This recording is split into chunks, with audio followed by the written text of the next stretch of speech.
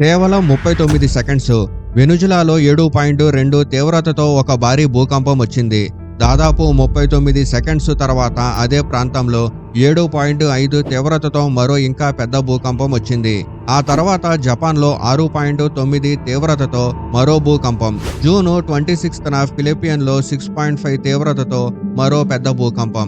ఆ తర్వాత ఆగస్టు 10న కొలంబియాలో 7.4 తీవ్రతతో భారీ భూకంపం. ఇక ఆగస్టు 15న ఇండోనేషియాలో 7.7 తీవ్రతతో మరో భయంకరమైన భూకంపం వచ్చింది. ప్రపంచంలోని డిఫరెంట్ ప్రాంతాల్లో ఇలా వరుసగా పెద్ద భూకంపాలు రావడంతో ఒక ప్రశ్న సహజంగానే వస్తుంది. భూమి ఇప్పుడు మునుపటి కంటే ఎక్కువగా కదులుతుందా? ఇవన్నీ ఒకదానితో ఒకటి కనెక్టెడ్గా ఉన్నాయా? లేక భూమి లోపల ఏదైనా పెద్ద మార్పు జరుగుతుందా? అసలు నిజం మాత్రం బయట కనిపించే దానికంటే చాలా ఇంట్రెస్టింగ్ గా ఉంది. ముందుగా వెనుజులాలో ఏం జరిగిందో చూద్దాం. జూన్ 24, 2026న నార్త్ వెనుజులాలో మొదట 7.2 తీవ్రతతో భూకంపం వచ్చింది. కేవలం కొన్ని సెకండ్స్ తర్వాత అదే సెస్మిక్ సిస్టంలో 7.5 తీవ్రతతో మరో భారీ భూకంపం వచ్చింది. రెండు భారీ రప్చర్స్ ఇంత తక్కువ సమయంలో ఒకదాని వెంట ఒకటి రావడం వల్ల ఈ ఇన్సిడెంట్ చాలా అసాధారణంగా కనిపించింది. ఇది సాధారణంగా ఒక పెద్ద భూకంపం తర్వాత వచ్చే చిన్న ఆఫ్టర్ షాక్ లాంటి విషయం కాదు. రెండు పెద్ద రప్చర్స్ ఒకదాని వెంట ఒకటి రావడంతో భూమి కంపనం మరింత తీవ్రమైంది. ఇంత పెద్ద ఇన్సిడెంట్ జరుగుతున్న సమయంలోనే అదే రోజు జపాన్లో 6.9 తీవ్రతతో మరో భూకంపం రిజిస్టర్ అయింది. జపాన్లో ఇలాంటి సెస్మిక్ యాక్టివిటీ కొత్త విషయం కాదు. అక్కడ అనేక టెక్టానిక్ ప్లేట్స్ ఒకదాంతో ఒకటి ఇంటరాక్ట్ అవుతాయి. అందుకే జపాన్ ప్రపంచంలో అత్యంత యాక్టివ్ ఎర్త్క్వేక్ రీజియన్స్ లో ఒకటి. ఆ తర్వాత జూన్ 26న ఫిలిపియన్స్ లో 6.5 తీవ్రతతో మరో భూకంపం రిజిస్టర్ అయింది. మ్యాప్ పైన ఈ ఇన్సిడెంట్స్ ను ఒకదాని తర్వాత ఒకటి చూస్తే ఇవన్నీ ఏదో ఒక పెద్ద ప్యాటర్న్ లో భాగంలా కనిపిస్తాయి. మరి వెనుజులాలో జరిగిన ఎర్త్క్వేక్ వల్ల జపాన్లో ఎర్త్క్వేక్ వచ్చిందా? జపాన్లో జరిగిన ఎర్త్క్వేక్ వల్ల ఫిలిపియన్స్ లో భూమి కదిలిందా? ఇక్కడే అసలు విషయం ఉంది. ఒక పెద్ద ఎర్త్క్వేక్ నుంచి వచ్చే సెస్మిక్ వేవ్స్ చాలా దూరం ప్రయాణించగలవు. కొన్ని సందర్భాల్లో అవి దూరంగా ఉన్న ఫాల్ట్స్ లో చిన్న లెవెల్ సెస్మిక్ యాక్టివిటీని ట్రిగ్గర్ చేయగలవు. కానీ వెనుజులాలో విడుదలైన శక్తి వేల కిలోమీటర్లు ప్రయాణించి జపాన్ లోని ఫాల్ట్ ని పగలగొట్టి అక్కడ నుంచి ఫిలిపియన్ లో మరో పెద్ద ఎర్త్క్వేక్ ని ట్రిగ్గర్ చేసిందని చెప్పడానికి సైంటిఫిక్ ఆధారం లేదు. అంటే ఈ ఇన్సిడెంట్ ను కేవలం ఒక గ్లోబల్ చైన్ రియాక్షన్ గా చూడడం సరైంది కాదు. మరి ఇన్ని పెద్ద భూకంపాలు ఎందుకు వరుసగా కనిపిస్తున్నాయి? దీనికి సమాధానం అర్థం చేసుకోవాలంటే ముందుగా మనం ఒక విషయం గుర్తుపెట్టుకోవాలి. భూమి ఎప్పుడూ కదులుతూనే ఉంటుంది. మన కింద నేల ప్రశాంతంగా ఉన్నట్టే అనిపిస్తుంది. కానీ భూమి లోపల మాత్రం నిరంతరం మూమెంట్ జరుగుతూనే ఉంటుంది. USGS ప్రకారం ప్రపంచవ్యాప్తంగా ప్రతి సంవత్సరం దాదాపు 20,000 ఎర్త్క్వేక్స్ లొకేట్ చేస్తారు. అందులో చాలా వరకు చిన్నవిగా ఉండడం వల్ల మనకు అవి అసలు అనిపించవు. దీని అర్థం భూమి ఇప్పుడు ఒకసారిగా ఎక్కువ ఎర్త్క్వేక్స్ ఇస్తుందని కాదు. USGS దాదాపు 1900 సంవత్సరం నుంచి ఉన్న లాంగ్ టర్మ్ రికార్డ్స్ ని చూస్తే ప్రతి ఏడాది యావరేజ్ గా 16 మేజర్ ఎర్త్క్వేక్స్ వస్తుంటాయని చెప్తుంది. అందులో దాదాపు 15 ఎర్త్క్వేక్స్ మాగ్నిట్యూడ్ 7 రేంజ్ లో ఉంటాయి. మరొకటి మాగ్నిట్యూడ్ 8 లేదా అంతకంటే ఎక్కువగా ఉంటుంది. కొన్ని సంవత్సరాల్లో ఈ నంబరు ఎక్కువగా ఉంటుంది, కొన్ని సంవత్సరాల్లో తక్కువగా ఉంటుంది. ఎగ్జాంపుల్ గా 2010లో 23 ఎర్త్క్వేక్స్ మాగ్నిట్యూడ్ 7 లేదా అంతకంటే పెద్ద ఎర్త్క్వేక్స్ రిజిస్టర్ అయ్యాయి. కాబట్టి ఒకే న్యూస్ సైకిల్స్ లో కొన్ని పెద్ద ఎర్త్క్వేక్స్ కనిపించడమే ప్లానెట్ ఒక్కసారిగా అన్స్టేబుల్ అయిపోయిందని చెప్పడానికి సరిపోదు. ఇప్పుడు ఎర్త్క్వేక్స్ అసలు ఎలా వస్తుందో అర్థం చేసుకుంటే ఈ మొత్తం పజిల్ ఇంకా క్లియర్ అవుతుంది. మనకు భూమి ఒక సాలిడ్ సర్ఫేస్ లా కనిపిస్తుంది. కానీ భూమి పైన లేయర్ ఒక్క ముక్క కాదు, అది అనేక భారీ టెక్టానిక్ ప్లేట్స్ గా విడిపోయి ఉంటుంది. ఈ ప్లేట్స్ చాలా నెమ్మదిగా కదులుతుంటాయి. సాధారణంగా సంవత్సరానికి కొన్ని సెంటీమీటర్లు మాత్రమే కదులుతాయి.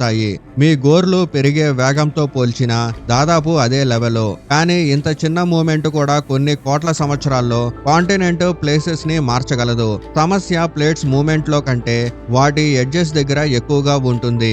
రెండు ప్లేట్స్ ఒకదానితో ఒకటి ఢీకొన్నప్పుడు, దూరంగా వెళ్ళినప్పుడు లేదా పక్కపక్కనే రాపిడి పడుతున్నప్పుడు కొన్ని ఫాల్ట్స్ సులభంగా జారిపోవు. అవి ఒక చోట లాక్ అవుతాయి. కానీ ప్లేట్స్ మాత్రం కదలడం ఆపవు. దాంతో ఫాల్ట్ చుట్టూ ఉన్న రాక్స్ లో స్ట్రెస్ నెమ్మదిగా పెరుగుతుంది. ఒక రబ్బర్ బ్యాండ్ ని నెమ్మదిగా లాగుతున్నట్టు ఊహించండి. మీరు లాగుతూనే ఉంటే టెన్షన్ పెరుగుతుంది. ఒక పాయింట్ తర్వాత అది ఆ టెన్షన్ ని తట్టుకోలేక ఒక్కసారిగా స్నాప్ అవుతుంది. ఫాల్ట్ లో కూడా దాదాపు ఇదే జరుగుతుంది. చాలా కాలంగా పేరుకుపోయిన స్ట్రెస్ ఒక్కసారిగా ఫ్రిక్షన్ ని మించి వెళ్ళినప్పుడు ఫాల్ట్ ఒక్కసారిగా స్లిప్ అవుతుంది. ఆ టైంలో విడుదలయ్యే ఎనర్జీ సెస్మిక్ వేవ్స్ గా బయటికి వస్తుంది.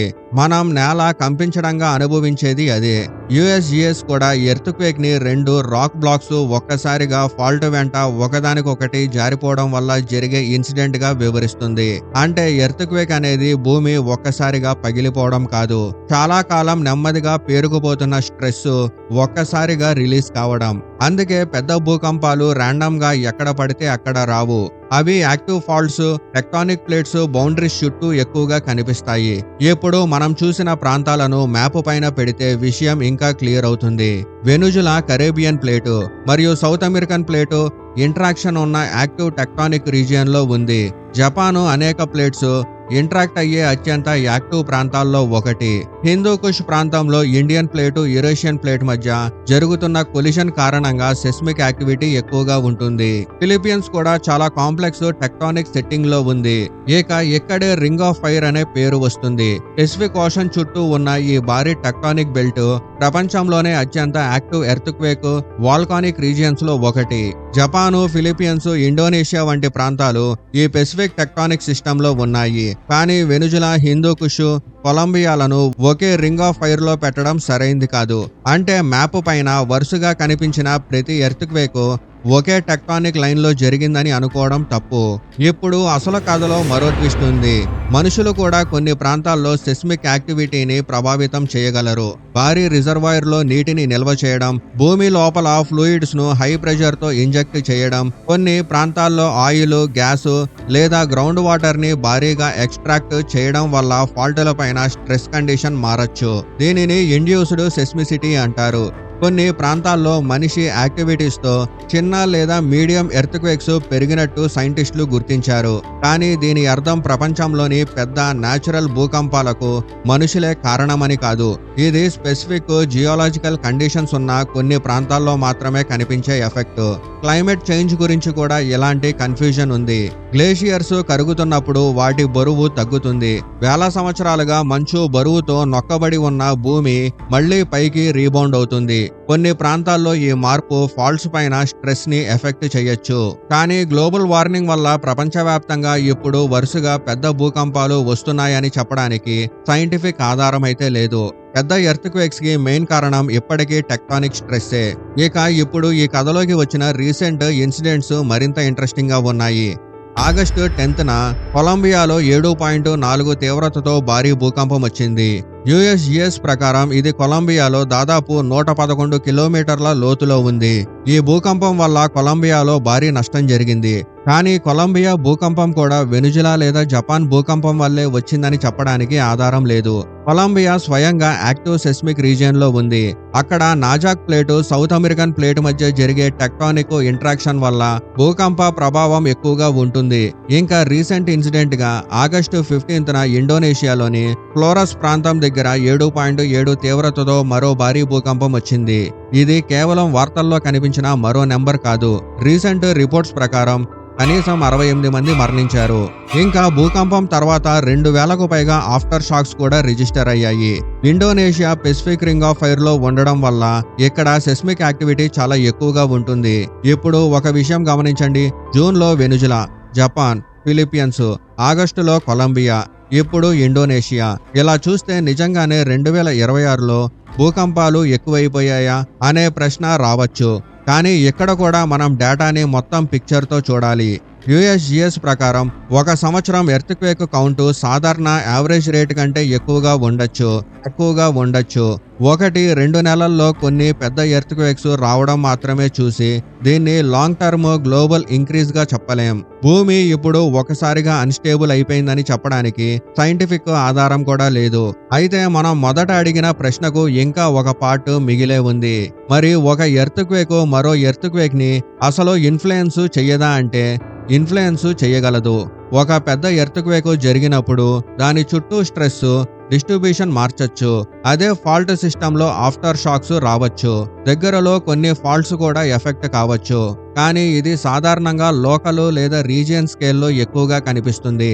వేల కిలోమీటర్ల దూరంలో ఉన్న వెనుజులా, జపాను, కొలంబియా, ఇండోనేషియా వంటి వేరువేరు ఫాల్ట్స్ సిస్టమ్స్ ఒక జైంట్ గ్లోబల్ చైన్ రియాక్షన్లా ఒకదానిని మరొకటి పగలగొడతాయని చెప్పడానికి ఆధారం కూడా లేదు. ఇంకా మరో పెద్ద ప్రశ్న, సైంటిస్టులు తర్వాత పెద్ద ఎర్త్క్వేక్ ఎప్పుడు వస్తుందో ముందే చెప్పగలరా? ప్రస్తుతం అయితే ఆన్సర్ లేదు. ఒక మేజర్ ఎర్త్క్వేక్ ఏ డేట్న, ఏ సమయంలో, ఏ ఎగ్జాక్ట్ లొకేషన్ లో, ఎంత మాగ్నిట్యూడ్ తో వస్తుందో ముందుగానే ఖచ్చితంగా ప్రిడిక్ట్ చేయడం ఎప్పటికీ సాధ్యం కాదు. USGS ప్రకారం సైంటిస్టులు ఎర్త్క్వేక్ వచ్చే అవకాశం ఎంత ఉందో ప్రాబబిలిటీ రూపంలో అంచనా వేయగలరు. ఫాల్ట్ యాక్టివిటీ, గత earthquakes, ground conditions, building vulnerability వంటి పాయింట్స్ ఆధారంగా హజార్డ్ మ్యాప్స్ తయారు చేయగలరు. కానీ ఎగ్జాక్ట్ ప్రిడిక్షన్ మాత్రం ఇంకా సాధ్యం కాదు. అయితే ఎర్త్క్వేక్ ని ముందే ప్రిడిక్ట్ చేయలేకపోవడం అంటే మనము ఏమీ చేయలేమని కాదు. ఇక్కడ టెక్నాలజీ చాలా ముఖ్యమైన పాత్ర పోషిస్తుంది. కొన్ని దేశాల్లో ఎర్త్క్వేక్ ఎర్లీ వార్నింగ్ సిస్టమ్స్ ఉన్నాయి. ఇవి ఎర్త్క్వేక్ రాకముందే ప్రిడిక్ట్ చెయ్యవు. ఎర్త్క్వేక్స్ ఇప్పటికే మొదలైన తర్వాత దాని మొదటి సెస్మిక్ వేవ్స్ ని గుర్తించి బలమైన షేకింగ్ ఒక ప్రాంతానికి చేరుకునే లోపు కొన్ని సెకండ్ల నుంచి కొద్దిసేపటి వరకు వార్నింగ్ ఇవ్వగలవు. ఆ సమయం చిన్నదిగా అనిపించినా రైళ్లు స్లో చేయడానికి, ఎలివేటర్స్ ను సేఫ్ గా ఆపడానికి, కొన్ని ఇండస్ట్రియల్ సిస్టమ్స్ ని షట్ డౌన్ చేయడానికి, ప్రజలు ప్రమాదకరమైన ప్రదేశాల నుంచి దూరంగా వెళ్లడానికి ఉపయోగపడుతుంది. అంటే భూకంపాన్ని మనం ఆపలేకపోయినా దాని వల్ల జరిగే నష్టాన్ని తగ్గించడానికి మన దగ్గర మార్గాలున్నాయి. ఇప్పుడు వెనుజులా నుంచి జపాన్ వరకు, ఫిలిప్పీన్స్ నుంచి హిందూకుష్ వరకు, కొలంబియా నుంచి ఇండోనేషియా వరకు జరిగిన ఈ భూకంపాలను మరోసారి చూస్తే అవి ఒక మిస్టీరియస్ గ్లోబల్ చైన్ రియాక్షన్ లా కనిపించవచ్చు. కానీ భూమి లోపల ఉన్న అసలు కథ అంతకంటే సింపుల్. వేరువేరు ప్రాంతాల్లో ఉన్న వేరువేరు ఫాల్ట్స్ వేరువేరు టెక్టానిక్ ఫోర్సెస్ కి స్పందిస్తున్నాయి. కొన్ని చోట్ల స్ట్రెస్ రిలీజ్ అయింది, మరికొన్ని చోట్ల స్ట్రెస్ బిల్డ్ అవుతూనే ఉంటుంది. భూమి తన మూమెంట్ ని ఆపదు. కాంటినెంట్స్ కదులుతూనే ఉంటాయి, ప్లేట్స్ కదులుతూనే ఉంటాయి. ఫాల్ట్స్ లో స్ట్రెస్ బిల్డ్ అవుతూనే ఉంటుంది. ఎక్కడో ఒక చోట అది మళ్ళీ రిలీజ్ అవుతుంది. మనం దాన్ని ఎర్త్క్వేక్ గా అనుభవిస్తాం. అందుకే ఈ కథలో అసలు భయపెట్టే విషయం భూమి ఎప్పుడు ఒక్కసారిగా ప్రమాదంగా మారిపోయింది అనేది కాదు. అసలు విషయం చాలా సింపుల్. భూమి ఎప్పటి నుంచో కదులుతూనే ఉంది. మనం మాత్రం దాని కదలికలను ఎక్కువగా గమనించడం మొదలుపెట్టాం. మనం భారీ నగరాలు కడతాం, వందల మీటర్ల ఎత్తైన బిల్డింగ్స్ నిర్మిస్తాం. టెక్నాలజీతో ప్రకృతిని మన చేతుల్లోకి తెచ్చుకున్నట్టు అనిపిస్తుంది. కానీ మన కాళ్ల కింద ఉన్న నేల మాత్రం తన రూల్స్ ప్రకారమే కదులుతుంది. ఎర్త్క్వేక్ ఎప్పుడు వస్తుందో మనం ఖచ్చితంగా చెప్పలేకపోవచ్చు, దాన్ని ఆపలేకపోవచ్చు. కానీ అది వచ్చినప్పుడు ఎంత నష్టం జరగాలో మాత్రం మన ప్రిపరేషన్ చాలా వరకు నిర్ణయించగలదు. అందుకే చివరికి ఈ భూకంపాల కథ మనకు ఇచ్చే అసలు లెసన్ భయం కాదు, సిద్ధంగా ఉండడం. భూమి మారలేదు, అది ఎప్పటిలాగే కదులుతూనే ఉంది. మనం చెయ్యాల్సింది ఆ మూమెంట్స్ ను ఆపడం కాదు. అది ఎప్పుడైనా మనల్ని కదిలించినప్పుడు మనం ఎంత బలంగా నిలబడగలమో చూసుకోవడం.